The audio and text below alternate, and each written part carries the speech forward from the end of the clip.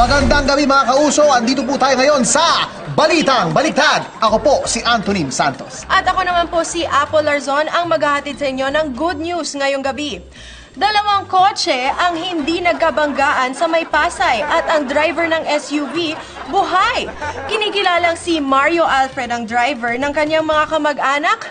Nasa morgue po siya ngayon at buhay. Samantala, dumako naman tayo sa lagay ng trapiko. Maluwag ang traffic sa EDSA at tuwan-tuwa ang mga driver sa 5 oras nilang biyahe. Ngayon naman, andito si Andy Totoo para maghatid ng weather news. Maraming salamat, Anthony. Inaasang isang signal number 2 ang hindi papasok sa Philippine Area of Responsibility. Kaya mga kauso, siguraduhin niyong magdala ng payong. Ito po si Andy Totoo. Back to you, Apple!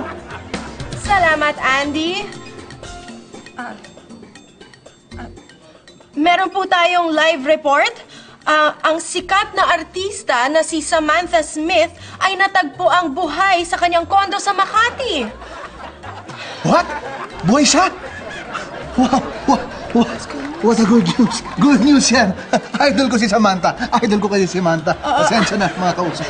Abangan po natin ang ibang detalye sa biglaang pagkabuhay ni Samantha sa pagbabalik ng Balitang Baliktad!